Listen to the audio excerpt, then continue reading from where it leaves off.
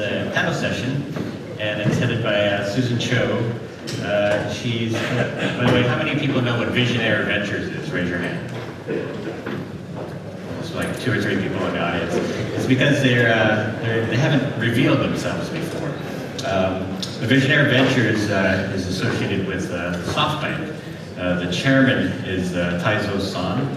He's the brother of Masayoshi Son, the CEO of SoftBank. And Taizo has made a lot of news investing in Gung Ho Entertainment in Japan, which makes Puzzles and Dragons. And SoftBank also recently bought the 51% stake in Supercell, as I mentioned earlier. And Susan is working for them. She's running Visionaire Ventures. She's the former CEO of Outspark. And I'd like to invite her up onto the stage. The panel session is who are the top game app developers working with to drive their games to success. So come on out, everybody.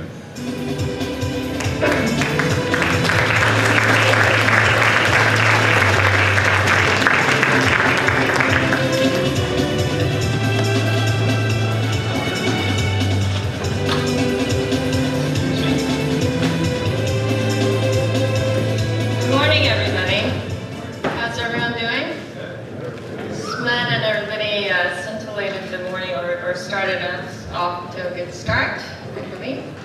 And as Dean was saying, Visionaire Ventures is a new fund, and I have the distinct pleasure of having 4 panelists here, and we're going to cover the topic of essentially how do you get discovered and what are some of the drivers of successfully marketing your game.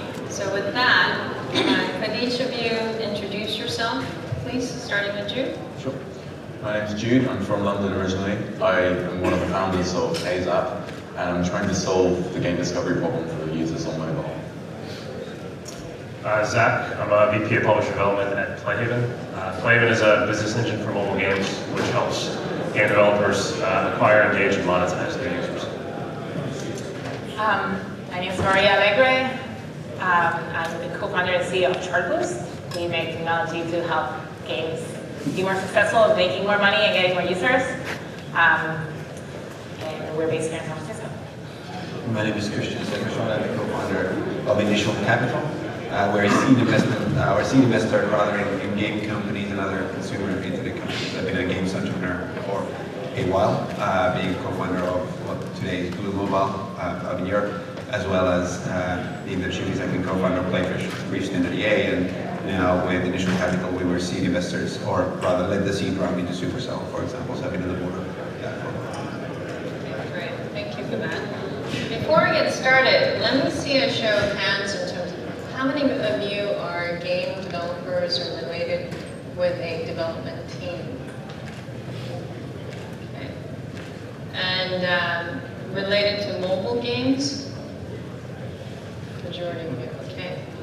So some of the topics, as you can tell, 3 of our panelists were actually engaged in marketing or aiding the discovery of games. And so with that in mind, some of the questions that we'd like to kick off with is, there's usually a baseline of gamers that are attracted to some of the games that are coming to you guys, right? So what are some of the drivers that multiply that traffic that you guys are actually engaged in enabling through your ecosystem or your platform? Maria? Well, you're talking about multipliers, and when we work with 30,000 games, and when we're looking at the games that we're working with, we care about the multipliers, but there's no point in multiplying something that is lower than 0, right? So we care a lot about the value actually and how you build that value, and what are the key drivers to build that value. We think that multipliers are super important later, but what you need to be focused on is building that value. And I mean, I would love to. I don't want to be asking the question, but I would love to kind of hear what are the things that we believe that drive this value. Okay, well, I mean, from that perspective, going a little bit deeper then, You know, Christian, you've been involved in game development and publishing and now funding. When you look at some of the hot games, AAA games, what are some of the key drivers of success of those games, would you say? First? Yeah, so I would actually say that people emphasize pure sort of raw acquisition marketing almost too much today, in that people think you need massive budgets, which actually isn't true. It's true Maria and others are doing an awesome job at opening up real marketing channels for mobile games companies, which is great, and you can spend your way clearly to some user base. But actually the things that I focus most on, and again, I work with very early stage companies, I tend to invest somewhere between an alpha and an early beta of something, where we work with Supercell with other companies since. And the thing that I'm mostly focused on is actually the product itself, both in terms of does it actually differentiate, in that either through some form of innovation of early game mechanic that you feel like, hey, this is new and different. There's like tens of thousands of games out there, so how do you make sure that it genuinely feels different? And how do you think about it from a positioning perspective, that like from a product marketing perspective, is this something that actually sort of feels fresh, mechanic aside? Is there a theme, and is there something associated with that game that actually makes it stand out and makes it frankly easy to market through all these different channels? So those kind of things actually I spend by far the most time on. It's true that you need a great acquisition marketing strategy when you launch, and Maria and others can help you with that. But to me, that is ultimately sort of an augmentation. If the product itself and the theme and the mechanics that you sort of that experience through the first couple of days of gaming, if that doesn't deliver, then whatever you spend with these guys is not going to deliver your success. Sure. So that's what I'm mostly focused on. I know Maria's like chomping at the bit. Yeah. No, I mean, I agree. You do that value and then you multiply. And for us, what helps you build that value is saying something that feels fresh. It's a combination of being on the right platform, a platform that helps you reach millions of users and then reach their wallets. It's a combination of designing this, what you're calling this fresh element, which we're calling like a manageable challenge, is something that is very related to how you make the game fun, and how is it hard enough so you want to keep playing, but easy enough so you feel you can win. And then how do you design the business model at the same time that you design the game itself. So it's not an afterthought. You do both things at the same time. So, if I may, it sounds like, from a publisher or rather marketing perspective, there are certain elements of a game that's innately already a driver there. And, from Christian's point of view as an investor, you're looking at rather themes or mechanics that are going to be really engaging that you're investing into. And to be clear, I mostly look for talent. It's not really the investor's job to sit there and tell people what kind of games you should make, all as much as I'd love to. So it's, at the end of the day, it's all about trying to find the talent that you feel like they've got a unique connection as to where gaming might be going next, what might feel like that next breakout title, either because of choice of platform, because of choice of theme, choice of mechanic, choice of something that feels unique and different. And from a marketing ecosystem platform perspective, Jude, what are some of the things that you look for besides a big fat checkbook, to be honest, in terms of the game themes, or what do you think will really resonate with your audience base that you can highlight a game for them? Right? So I think users are always, gamers are always looking for new content. They're always looking for new mechanics, looking for new graphic styles, looking for interesting ways to play. And I think what I look for when I'm looking for a great game, I look for something that's very unique in one of the dimensions, either mechanic or the graphical style. And if a game developer can put various parts that are unique together, they can make a great experience. So I'm mostly interested in very fresh gaming concepts. In terms, coming back to the multiplier question, I feel like Candy Crush is actually a great case study to look at. So they had an interesting 3x3 matchup game that everyone's used to. And then they built an interesting character around it that everyone resonates. They can create a brand from that, that's a multiplier. They got the LTVs high, so that was another multiplier. So they can buy more users. And then they can do cross-promo as well to other games. So from the multiplier perspective, I think there's definitely coming back to what they're talking about, there's a core of the game being interesting.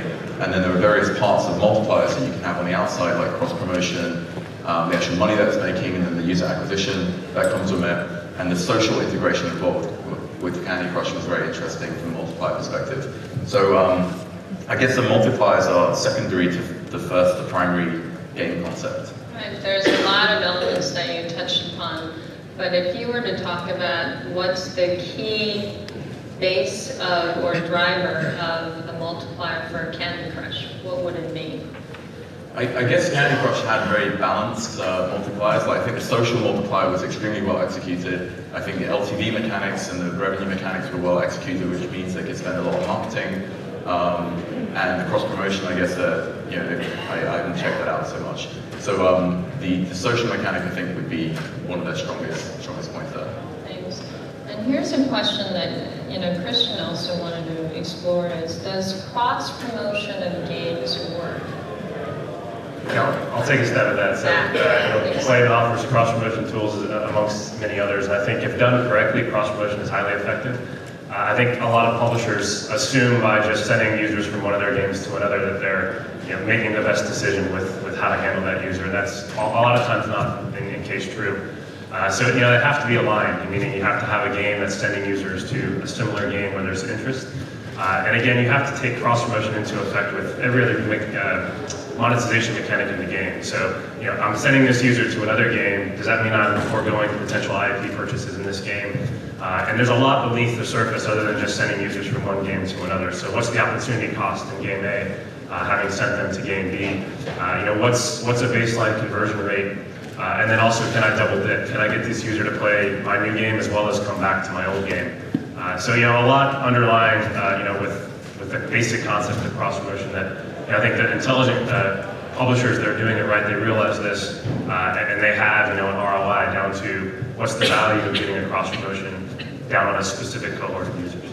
So there, I mean, Christian, as a board member of Supercell, we talked a little bit about the cross-promotion efforts involved between Clash of Clans and Puzzle and Dragons. Could you speak to a little bit about what was involved there and what the results may be, to the extent that you can?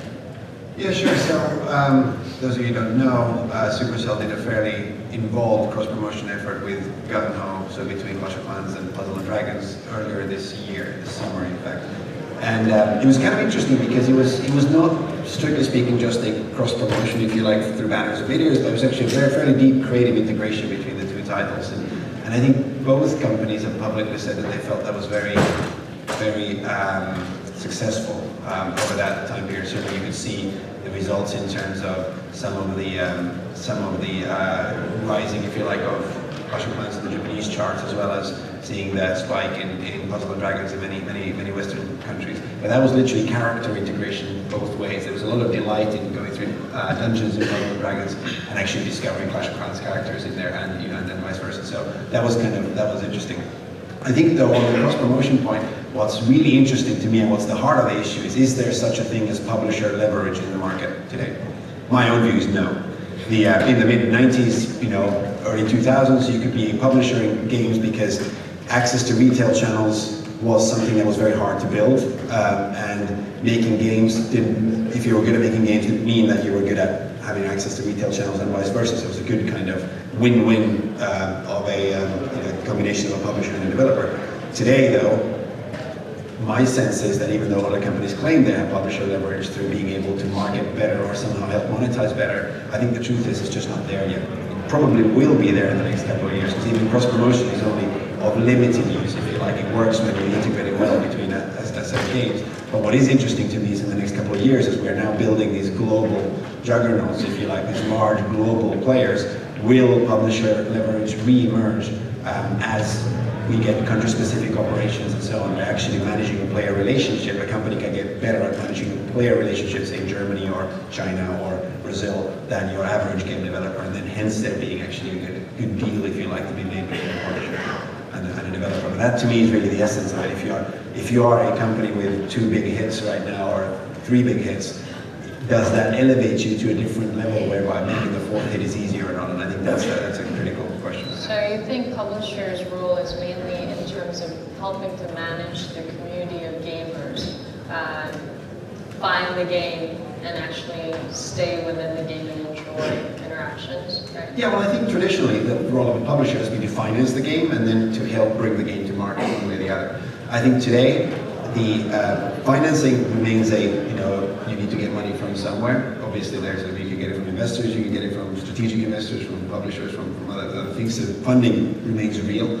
Access to players right now, you can contact Maria to do your, to do your job for you if you like. You don't need an intermediary between the other players. That's it. Yeah, exactly. That's right. But but that is no longer sort of black magic, if you like. It doesn't require extensive global relationships. It requires a couple of relationships that are actually quite easy to get, if you like. You can publishing these days can be broken down into atomic bits, if you like, of. Well, to be fair, sorry, but I think if you're Supercell, right? Yes, I mean, it only takes a few key relationships, but a lot of the developers out here who are just getting started, who may not necessarily have the arsenal of cash, they actually, I think, would say, we kind of need the help, right? But also the cool thing about digital gaming and mobile gaming specifically is that you can start small, and you can start small and you have access. I think that many of the answers, both about cross-promo and about your publishers, is you're going to find the answers in data. And any game developer has access to that data themselves. They can see if cross-promotion is working. They can see if that publisher is adding any value, because they can measure exactly what they're doing and what is the value of that multiplier that the publisher ends up being. And the trick is though that you can't then sign up to a publisher being your exclusive route to market. I think nothing exclusive of mobile. Like exactly. No, mobile, it's true. mobile's all about testing, and it changes every 6 months so much that if you log yourself into something exclusive, you're letting go of huge opportunities, and it just changes too much. So I'm not against a publisher when a game developer is starting, but it's a lot easier to start small and test these concepts and test if the theme is working out, and launch early or launch only in Canada, and then look at that data, which any game developer has access to any traditional gaming. I guess my point is that it's so easy to look at that data, it's so easy to manage those relationships initially when you're small that you just don't need a publisher in the middle. Although perhaps in the future, if somebody really works this out, of how do we manage customer support in Germany in the best possible way so they come back to my game, maybe at that moment in time there's some leverage from that. But I think we're going through a time right now where it's that benefit, if you like, is Or you have a direct line to carriers that have hundreds of millions of paying subscribers, right? So which carriers are those? I can't say. So for me, the relationship between the publisher and game developers has been evolving. So if we look back in the old days where you used to go down to a shop and buy the physical game in the shop, it was contractual power that really bound the publisher to the game developer. The distribution network. Exactly. And then we moved into the Facebook era, and the power was really the network effect of did you have the most massive amount of users to cross-promote into your game, and Zynga had all the power, and the network effect was with them. And then with mobile, the social network effects are not there. So,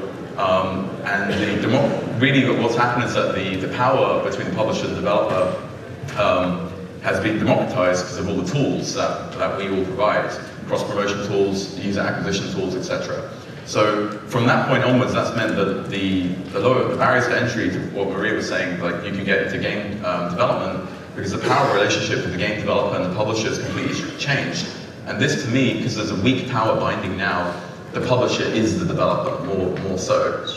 There are case studies of obviously bigger deals happening, but the individual, you can be the publisher at the same time. You don't have to go through someone else to get a hit.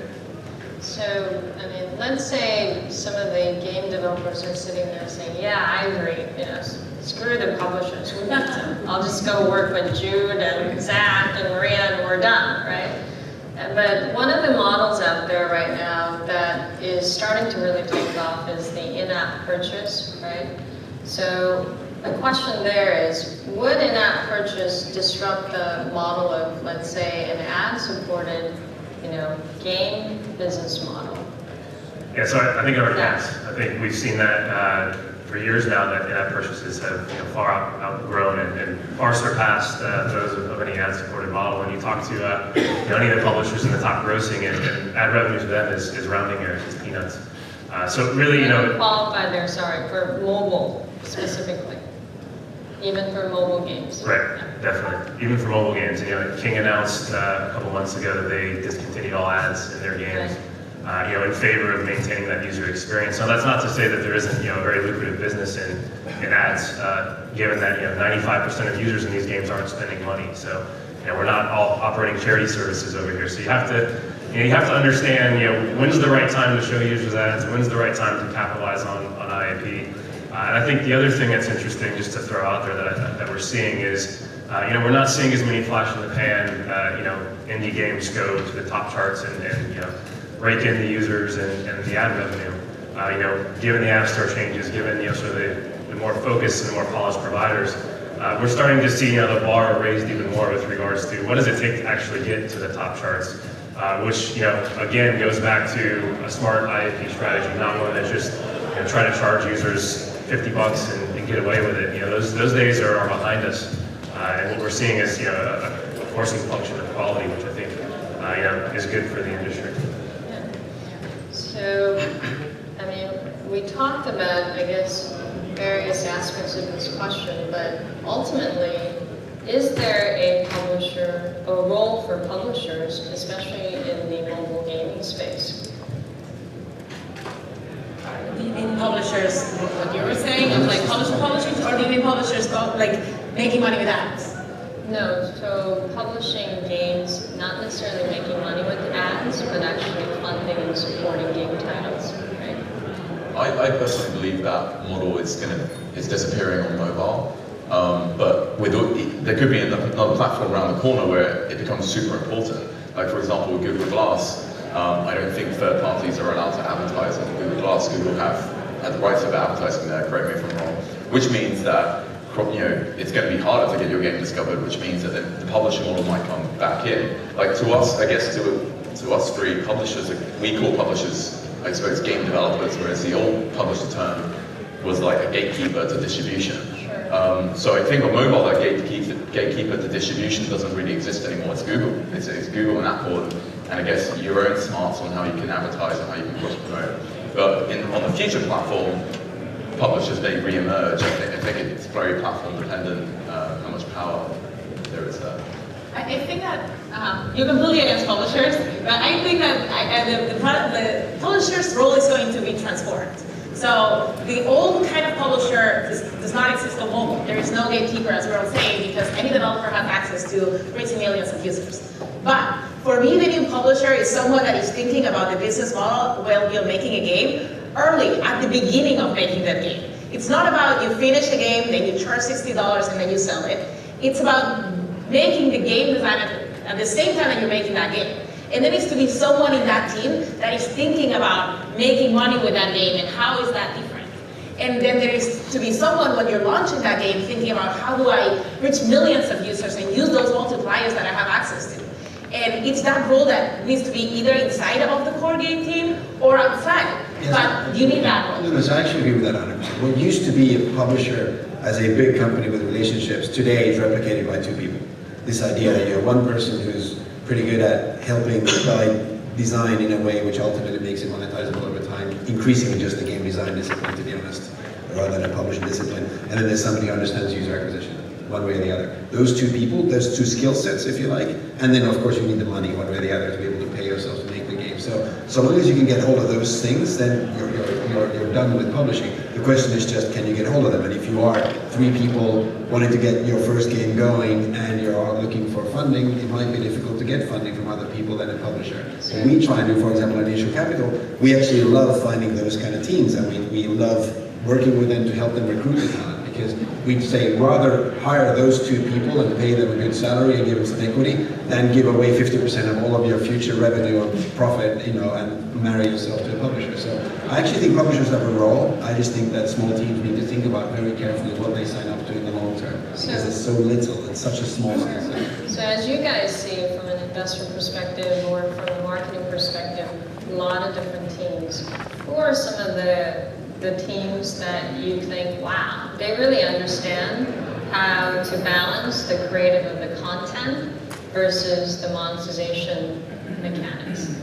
I think right now, the interesting thing is the teams that we're excited about are always creative. Not first. Supercell, but... No, it's true. We're really excited about the teams that are creative first. Even the original founding team of Supercell, they made mobile games for a very long time. And it's all about creating having a vision in your head of an incredible gaming experience you want to bring to life, but having that balanced with somebody inside that founding team who's very savvy about free to play and being able to work out how you can marry those two ideas of incredible creative with a business model that ultimately will work out.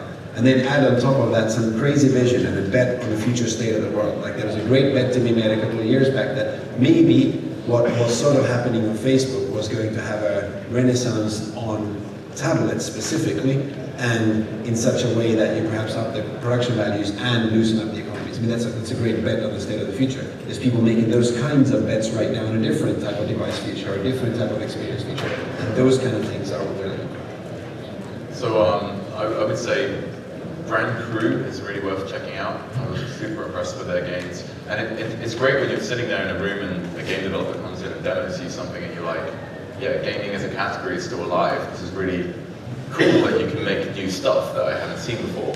And it's very exciting to keep seeing these new teams. I think Planery as well, from Korea, South Korea, they are also really exciting and what they're doing, they're making new engines, etc. I'm also excited about any teams working on Google Glass as well. I think there's probably a few there that are worth checking out. Yeah, I think the key is just, to Christian's point, finding the balance of really creative, really visionary, fun games, but then adding that business acumen and saying, look, we still need to make money off of this game. I think we've seen the opposite end of the spectrum with some game developers who get so passionate about making just a fun game that they forget that they actually need to make money off of it.